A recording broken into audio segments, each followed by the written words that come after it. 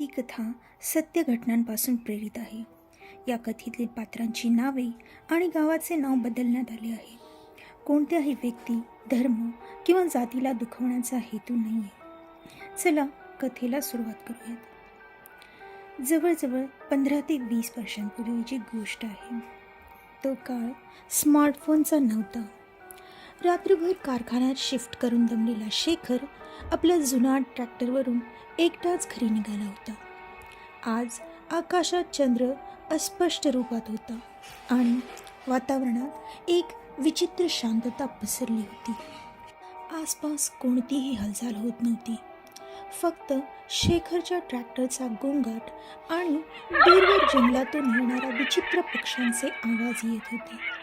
दुरून मध्येच कुठून तरी कोल्हेकुई ऐकू येत होती. नकळत ह्या आवाजांनी वातावरण अजूनच भयावह वाटू लागलं होतं. एकही माणूस नजरेसमोर दिसत नव्हता शेखरशिवाय. तसं शेखरचं नेहमीच जाणं होतं. पण आज त्यालाही काहीतरी विचित्र वाटत होतं. त्याचं लक्ष घड्याळाकडे गेलं तेव्हा घड्याळात 12 वाजत आले होते. शेखर त्याच्या नेहमीच्या रस्त्याने जात होता. देवकुळ गावाच्या सीमेवरून पुढे जाणारा तो जुना मैलेला रस्ता, जो रात्री विशेष कोणी वापरत नसायचा. पण आज त्याला घरी जायची घाई होती. त्याची बायको आणि त्याची मुलं त्याची वाट पाहत होते. आज बराच वेळ त्याचं काम चालू होतं, त्यामुळे घरी जायला उशीर होत होता. थोडं पुढे जात असतानाच ट्रॅक्टरच्या हेडलाईटच्या झोतात त्याला एक काळी आकृती दिसली. पांढऱ्या साडीतील एक स्त्री, जी रस्त्याच्या अगदी मधोमध उभी होती. त्याच्या मनात एका क्षणात घोटाळा जाणवला. ही कोण असेल? आणि एवढ्या रात्री तेही एकटी? पण इथे कशी? पण आधीच तो थकलेला असल्यामुळे आणि सहानुभूतीमुळे त्याने ट्रॅक्टर हळूच थांबवला. ती स्त्री काहीही न बोलता थेट मागे जाऊन बसली. शेखरने मागे वळून पाहिलं तर ती एकदम स्तब्ध दिसत होती. तिचे केस तिच्या संपूर्ण चेहऱ्यावर पडलेले होते. तिच्या चेहऱ्यावर एकही भाव नव्हते. केसांमुळे तिचं तोंड झाकलं गेलं होतं आणि त्यामुळे तिचे डोळे नीट दिसत नव्हते. पण त्याला वाटलं शेवटी एकटी बाई आहे, रात्र खूप झाली आहे आणि कदाचित मदतीसाठीच थांबलेली असावी. त्याने मनातले विचार बाजूला झटकले आणि तो पुन्हा आपला ट्रॅक्टर चालवू लागला. मात्र त्याला काहीतरी विचित्र वाटत होतं. एक थंड वारा, जणू कोणीतरी पाठीतून श्वास घेत असल्यासारखा जाणवत होता त्याला. आणि पाठीमागून येणाऱ्या वेडसर शांततेचा भार त्याला प्रत्येक क्षणाला अस्वस्थ करत होता. थोडं अंतर चालल्यावर त्याने हळूच मागे बघितलं.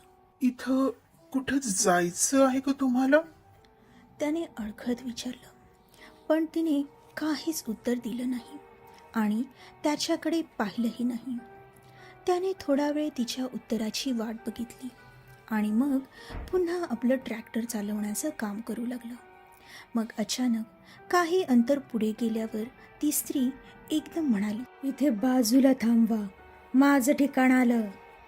तिचा आवाज फारच विचित्र वाटत होता. खूपच विचित्र, किंवा मग घुगरा आवाज, जो कानाला ऐकण्यासाठी त्रासदायक वाटत होता. शेखरने काहीही न बोलता ट्रॅक्टर पटकन थांबवला. ती बाई हळूहळू खाली उतरू लागली. पण अचानक तेव्हा शेखरचं लक्ष तिच्या हातांकडे गेलं. तिच्या हातात एक बाळ होतं, रडणारं बाळ. हे हे कसं शक्य आहे? ती जेव्हा बसली होती तेव्हा तिच्या हातात काहीच नव्हतं, आणि आता बाळ? तो मनात म्हणाला. त्याला थोडी भीती वाटू लागली. त्याचे डोळे मोठे झाले आणि घाबरून त्याने आवंढा गेला. पण तरीही त्याने हिंमत केली आणि तसाच मग उभा राहून मागे पाहिलं. तर ती बाई चालता चालता अचानक थांबली आणि हळूहळू मागे वळू लागली. म्हणजे ती जागेवरच थांबली होती, पण तिचं डोकं तिने पूर्ण 360 अंश फिरवलं. तिची डोळे लाल होती. तिचा चेहरा पांढरट राखेसारखा पडला होता आणि त्या चेहऱ्यावर एक अमानवीय हसू होतं. बाळ जोरजोरात रडत होतं, पण तो आवाजही आता वेगळा, थोडा विचित्र वाटत होता.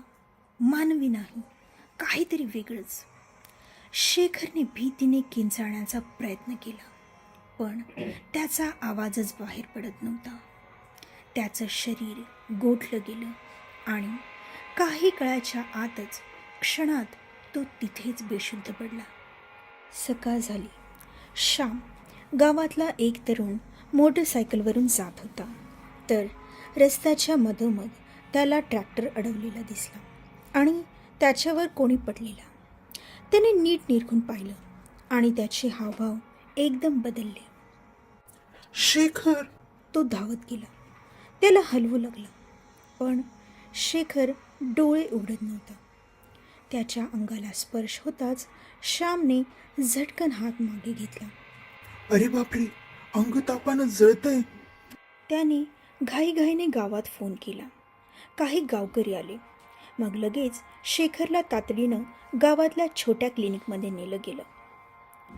तब्बल 3ऱ्या दिवशी सकाळी शेखरचे डोळे उघडले. तो काहीही बोलत नव्हता. गावातले लोक त्याच्या भोवती जमलेले होते. डॉक्टर त्याला म्हणाले, काय झालं होतं? शेखरने मान हलवली. त्या दिवशीचं आठवण सांगू लागला. ती बाई, तो थरथरत बोलायला लागला. ती माझ्या मागे बसली होती, पण जेव्हा खाली उतरली तिच्या हातात बाळ होतं आणि ते बाळ रडत होतं अगदी विचित्रपणे आणि ती, त्याने अवंढा केला. तिचं डोकं पूर्ण फिरलं होतं. गावात स्मशान शांतता पसरली. कोणी काहीच बोलत नव्हतं. तेवढ्यात गावातले एक वयोवृद्ध गृहस्थ म्हणाले, 15 वर्षांपूर्वी ह्याच रस्त्यावर एका बाईचा आणि तिच्या बाळाचा अपघात झाला होता. दोघांचे मृतदेह कधीच सापडले नाहीत. तोच भाग होता हा, आणि ती रात्र होती पौर्णिमा. ते ऐकून सगळेच शहारले. त्या घटनेबद्दल बहुतेक कोणालाही माहीत नव्हतं. शेखर अजूनही खिडकीतून बाहेर बघत होता. ती फक्त मागे बसली होती. मी फक्त मदतीचा हात दिला होता, पण मला माहीत नव्हतं की मृतांच्या सावल्या कधीकधी आपणहून येतात, फक्त मागे बसायला, आणि आपलं सर्वस्व घेऊन जातात.